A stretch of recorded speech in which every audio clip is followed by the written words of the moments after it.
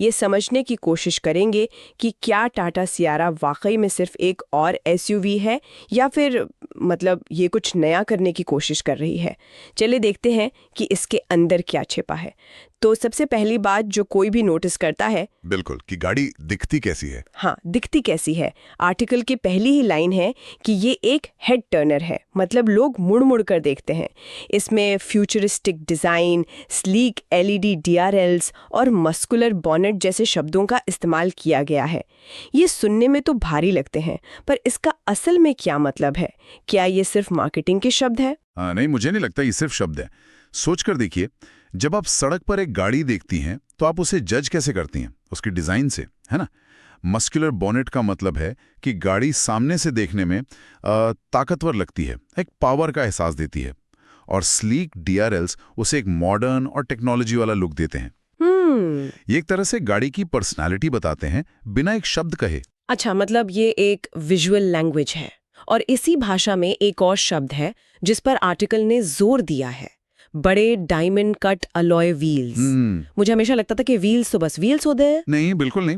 Wheels गाड़ी के जूते की तरह हैं। अच्छा। डायमंड कट अलॉय व्हील्स में एक शाइन और एक शार्पनेस होती है जो गाड़ी को ठहरावा होने पर भी ऐसा दिखाती है जैसे वो चलने के लिए तैयार है। ये उसे एक प्रीमियम और कह सकते हैं महंगा लुक देते हैं। सही बात है। आज के जमाने में एसयूवी खरीदना सिर्फ जरूरत नहीं, एक स्टेटस सिंबल भी है। और ये छोटी छोटी डिजाइन की चीजें मिलकर उसी स्टेटस को बनाती हैं। लेकिन क्या आज का खरीदार सच में इन छोटी छोटी डिजाइन की बातों पर इतना ध्यान देता है, या वो बस ये देखता है कि गाड़ी अच्छी लग रही है और खरीद लेता है? नहीं, दोनों बातें जुड़ी हुई हैं। उसे शायद ये ना पता हो कि उसे डायमंड कट अलॉय व्हील्स ही पसंद आ रहे हैं, लेकिन जब वो कहता है कि गाड़ी अच्छी लग रही है तो उसके पीछे यही सब एलिमेंट्स काम कर रहे होते हैं। ये सब मिलकर एक इमोशनल कनेक्शन बनाते हैं। ठीक है, तो बाहर से तो ये एक स्टेटमेंट पीस है, पर क्या ये एहसास गाड़ी के अंदर जाने पर भी बना रहता है? आर्टिकल कैबिन को 3 शब्दों में बताता है, मॉडर्न, क्लीन और मिनिमल। और ये मिनिमल शब्द यहाँ बहुत जरूरी है।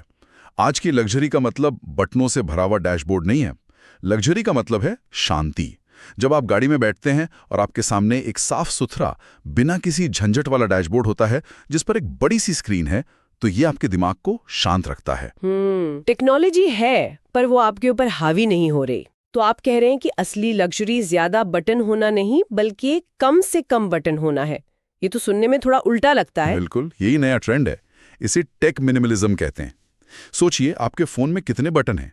ज्यादातर काम तो स्क्रीन पर होता है ना। हाँ, सही है। वही फिलॉसफी अब गाड़ियों में आ रही है। आर्टिकल में ड्यूअल टोन डैशबोर्ड का जिक्र है जो केबिन को और खुला खुला महसूस कराता है। और एक और बात कही गई है, कमांडिंग ड्राइव पोजीशन। हाँ, इसका मतलब क्या है? कि ड्राइवर राजा की तरह महसूस करता है। कुछ वैसा ही। इसका मतलब है कि आप सड़क पर बाकी गाड़ियों से थोड़ा ऊंचा बैठते हैं, आपको सड़क का एक साफ और दूर तक का नजारा मिलता है। अच्छा। इससे सिर्फ विजिबिलिटी ही नहीं बढ़ती, एक मनोवैज्ञानिक बढ़त भी मिलती है। आपको लगता है कि सिचुएशन आपके कंट्रोल में है। लंबे सफर पर यह चीज बहुत आराम देती है और थकान कम करती है।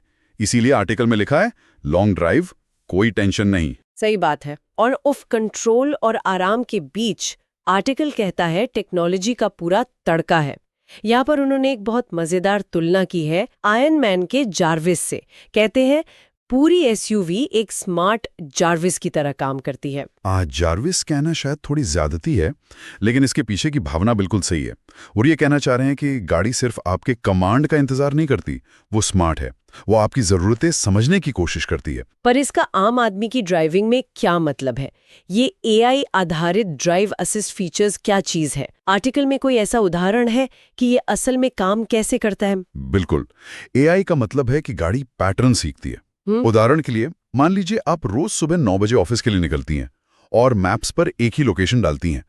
कुछ दिनों बाद जैसे ही आप सुबह 9 बजे गाड़ी में बैठेंगी, स्क्रीन पर शायद अपने आप ऑफिस का रास्ता दिखने लगे, बिना आपके कुछ किए। अच्छा, ये तो वाकई स्मार्ट है। और बड़े फीचर्स जैसे 360 डिग्री कैमरा, वेंटिलेटेड सीटें, पैनोरामिक सनरूफ, ये सब तो हैं ही। हाँ, और ये सब मिलके एक इकोसिस्टम बनाते हैं। वायरलेस एंड्रॉयड ऑटो और एप्पल कारप्ले का मतलब है कि आपका फोन बिना तार के ही गाड़ी का हिस्सा बन गया। 360 डिग्री कैमरा आपके आसपास की दुनिया को स्क्रीन पर ले आता है, जिससे पार्किंग बच्चों का खेल बन जाती है। पैनोरामिक सनरूफ आपको बाहर की दुनिया से जोड़ता है, केबिन को और हवादार बनाता है।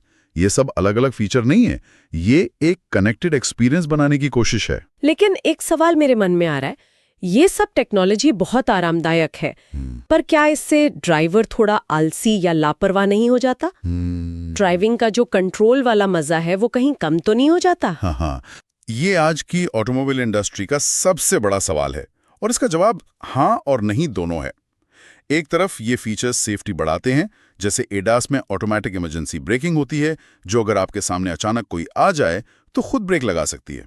ये जानें बचा सकता है। सही बात है। लेकिन दूसरी तरफ अगर ड्राइवर पूरी तरह से टेक्नोलॉजी पर निर्भर हो जाए तो उसका अपना ध्यान और स्किल कम हो सकती है। संतुलन बहुत जरूरी है। टेक्नोलॉजी को एक असिस्टेंट की तरह देखना चाहिए, ड्राइवर की जगह लेने वाले की तरह नहीं। ये बहुत जरूरी पॉइंट है। चलिए अब इन सब टेक्नोलॉजी और डिजाइन को सड़क पर चलाने वाली चीज पर आते हैं, इंजन और परफॉर्मेंस। आर्टिकल तो बस दमदार इंजन और शानदार पावर कहकर आगे बढ़ जाता है। इससे हम क्या समझें? ये पेट्रोल है, डीजल, इलेक्ट्रिक? देखिए, आर्टिकल में इंजन के टाइप के बारे में